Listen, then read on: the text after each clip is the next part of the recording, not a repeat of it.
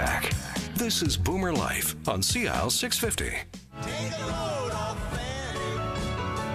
Take a load free. Back with Boomer Life on CL 650. Our guest today from Integrative Naturopathic Medical Center in Vancouver, naturopathic physician Dr. Katie Leah, along with Kirsten McEwen, a registered holistic nutritionist. We've been talking about weight management, the weight management plan, how you folks at the center care for each and every person, doctor with your patients who come through, and Kirsten with your clients that come in for counseling and finding the right approach on nutrition and diet and exercise and so on. Let's talk about all of the people who come through your door. For starters, you don't have to be a patient to be involved in this program. Is that correct? That's correct. So a lot of our patients are in the weight management program, right. But certainly if you aren't seeing one of the doctors at the clinic, more than happy to have those people come in and do the weight management program with us. Do they usually come in at the behest of somebody else saying, come on, you should come and try this? Are they sort of brought through the door after they're ready? They're ready for that learning moment and to try something different? Are they fed up? Are they a little suspicious? Are they how do you find people when they come through the door sort of off the street like that? I think sometimes people are a little bit hesitant because we do have a little bit of a different approach. And as I mentioned earlier too, I think sometimes it's frustrating to have slow and steady weight loss. But I do think generally people are pretty fed up. They've kind of tried everything and done everything. So I think they're ready for a different approach. Now, you talked about sitting down, talking to each person, finding out their history, their family history. So hereditary conditions can be an issue for some people? Mm-hmm, absolutely. It's certainly something that, as we age, we sort of look to our parents and how they aged. And sometimes we can see these, direct relationships with how our bodies are changing that look very similar to how our parents have aged as well. So absolutely, I think that's something we consider. But your genetics, I have no idea who said this. I wish I could quote the person who said it, but that, your genes point the gun, your environment pulls the trigger. So we may not be able to change, your genetic predisposition, but we can certainly change all of these things in terms of your nutrition and your diet and your lifestyle. And we have all of these other supportive therapies that can really change how you age over time. We talk about the improvements in medicines, surgery, better understanding of injuries and conditions that have all helped people to live a longer life, but not necessarily a healthier life. So it is important that somebody who's at 60 years old 50 years ago, didn't have near the length of time left in their life as somebody who was 60 years old today. Do you find that the so-called seniors group is really coming through the door, that they're the ones who are looking for answers because maybe they're going south, maybe they're going on a cruise? Are they the ones that really love to get the answers? I think for me, yes, I think so. And I think why that sort of demographic comes through the program maybe more often than others is because they are going through those hormonal changes like we talked about, and what worked for them before may no longer be working for them anymore. So it's again about finding that new equation that yields results for them at this stage in their life. And that may be different than when they were in their 30s and 40s. Mm-hmm. It seems to be a time of transition for people when they have sort of new health conditions that show up or new symptoms, or maybe that knee injury that you had in your 20s has now become more of a problem because you gained a little bit more weight. And so I think that when you experience changes in your health, both positive and negative, it seems to be a little bit more of a prompt for, okay, maybe I really should go get this taken care of.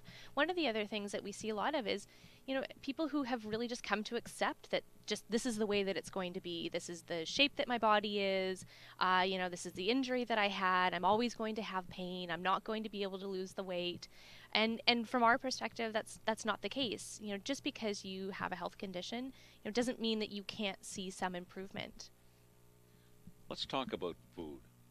A lot of people think that, I buy organic food, and I'm not eating as much, so I must be eating healthier, and yet I don't feel any better. In your discussions with people, what do you look for in their in their diets that might be able to help them? Well, one thing that we always investigate as part of the weight management program is food sensitivities. So sometimes even if you're, theoretically eating all of these healthy foods, if your body's reacting to them in a negative way, then they're not healthy for you.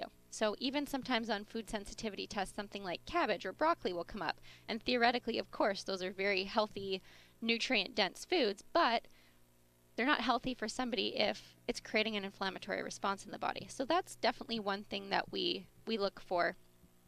What are the triggers? There seems to be a list of probably 8 or 10 really common foods. Certainly at the top of that list is things like dairy products and wheat and gluten. Those are kind of hot topics and buzzwords these days. But also, things like corn and soy, certainly things like sugar. So there's lots of different foods that, for one person are totally okay and healthy and normal, but for the next person might be causing some problems. I don't want to underplay the word gluten-free, but it is a catchphrase, and the marketers have certainly jumped on it. Are most people, as they age, becoming more gluten intolerant, or does that come in degrees? And what's the impact on the body of people who are gluten intolerant? I think it crosses all ages. I think there are certainly some people who are much more sensitive to glutens in their diet. Kirsten and I have this idea, though, that just because something is gluten-free, it does not mean that it's healthy. So, of course, anytime you've got a product now that sort of had the grains that contain gluten removed, there's a lot of things that they'll put in it that will give it sort of the taste and the feel of having wheat or gluten. So there's been a big shift, I think, in terms of food products, and certainly just because something is gluten-free doesn't necessarily mean that it's the best option out there. But gluten sensitivities are definitely something that we do see a fair bit in our practice. And we both have a personal experience with that because we're both almost always gluten-free. We're not celiac, yeah. So we don't have that need to be 100% strict all the time. But both Katie and I avoid gluten for the most part. And I'm speaking for you, but you can correct me if that most people that I've worked with who have reduced or eliminated gluten have felt better. Yeah. And it ranges from everything from improvements in digestion to improvements in energy. Sometimes even people see that their immune system gets a little bit stronger. So the response is very different from person to person. All right, we hear a lot of advertising too about free-range eggs and free beef that has not been treated with steroids or antibiotics. Obviously, that part of the food industry has gotten on to studies that have probably been espoused for, decades now. Does that make a big difference, the amount of those substances that are used to grow our food or doctor our food? Does that make a big difference in how people feel? I think so. And that's something that we definitely address in our weight management program that maybe others don't, is that we always address the quality of foods eaten. And we obviously understand that from a budget perspective, we can't always eat everything top of the line, organic, everything all the time. But there are certain foods that we definitely recommend people invest in, purchasing higher quality than others. That would be dairy products, so choosing organic dairy products, good quality meats, so free range or grass-fed are the kind of buzzwords that you want to look for there. And then the dirty dozen fruits and vegetables. So there are 12 fruits and vegetables that are known to have higher pesticide residue than others. So those foods, it's more important to spend the extra money. And then there's a other side to that, the clean 15. So those foods are known to have little to no pesticide residue, and it's okay to purchase those conventional. So definitely those three categories of foods are things that it's worth the investment in to purchase higher quality. Now, you mentioned two lists there. Can I get more information on that at naturopathic.ca? It's not on our website, I don't believe, but you can find it at ewg.org. So it's the Environmental Working Group's website. And they every year publish that Dirty Dozen and Clean 15 list. And it's usually the same, but there are little variances from year to year. And you talk about you don't have to spend a fortune, or maybe, if you don't have a fortune to spend, there's just some pretty good common sense things in there about what you can eat more of, perhaps greens that are not covered in pesticide and so on. Is there a trend now? Do you feel that we talked about the fast food makers and so on, that there's an understanding that we have to clean that kind of stuff out of our, let's put all food on an even playing field, that it's not got pesticide, it doesn't have hormones. But that said, we still have to be careful of what we eat. For example, somebody can build up an intolerance to bananas, and you may not know why, but that can happen over a course of time. Again, is this part of the hormonal shift in the body? I think it includes both hormonal and also immune system shifts as well. That's something that we're very familiar with at Integrative. We see a lot of people who are coming in with changes in their immune response, and that ranges, from I'm getting sick every year more often, it's lasting for longer, to, my allergy season is just off the charts now, to, variations in food sensitivities and food intolerances. So that's something that we're very familiar with. We see it a lot, and there's a lot of different reasons for it. And certainly shifting the diet is one way to encourage, a proper immune response. Certainly avoiding food triggers, including dark green leafy vegetables and fruits, and certainly there's ways of shifting the diet that would encourage a proper immune response. And water. Can't drink enough water. Yeah. Right? Us nutritionists sound like a broken record on that one, but it really is very important to flush toxins out of the body. Is there such a thing as too much water? I've heard that if you're just washing yourself with water on the insides all the time, that you can do it too much, wash away nutrition. Is that fallacy? I think it's a possibility. I think there's probably an ideal amount of water to drink per day.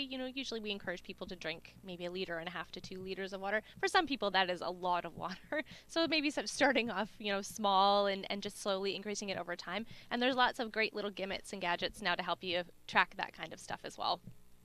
Kind of gimmicks and gadgets. Because that's interesting, because I tend, again, being not 50 anymore, there comes a certain point of where I have to cut off the water intake before I go to bed. Okay. Yeah. Mm-hmm. And in drinking 4 or 5 liters all at once, that can't be good either. So you have to start earlier in the day? I think so. I think if you try to consume most of your water within the first maybe 3/4 of your day, it's probably ideal.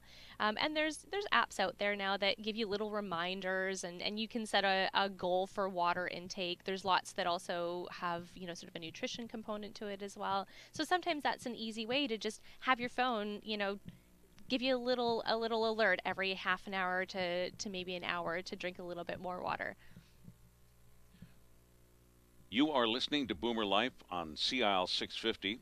Today we're talking with the folks from Integrative Naturopathic Medical Center, and with us, naturopathic physician Dr. Katie Leah and Kirsten McEwen, a registered holistic nutritionist.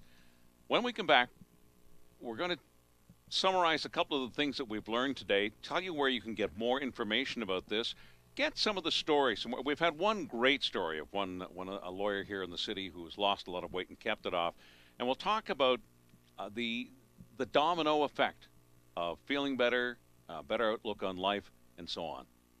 This is CIL 650. Celebrating the baby boomer lifestyle. This is Boomer Life on CIL 650.